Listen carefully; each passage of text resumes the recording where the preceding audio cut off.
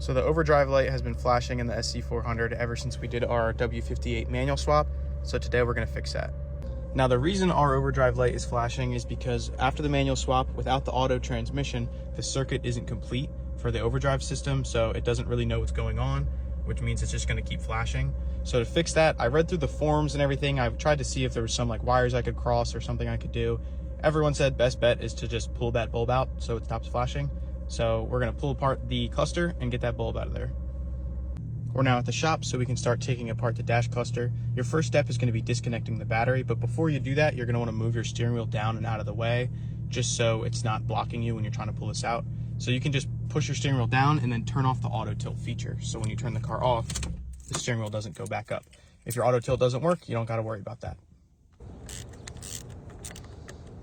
With our battery disconnected and our steering wheel out of the way, what we're gonna do is pop these two little covers off of here, and there's gonna be Phillips head screws underneath.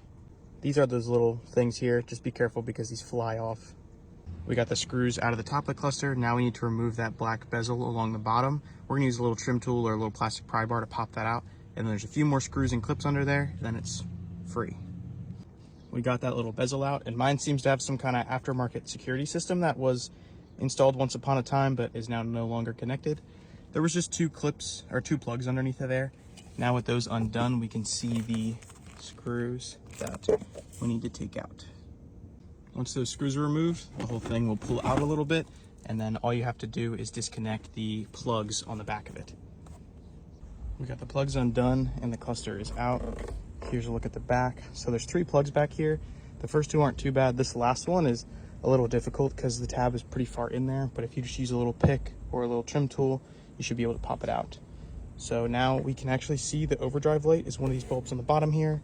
Let's just double check the front. So it's gonna be the one on the left once you have it turned over. So I'm just gonna twist that bulb out and we're good to go.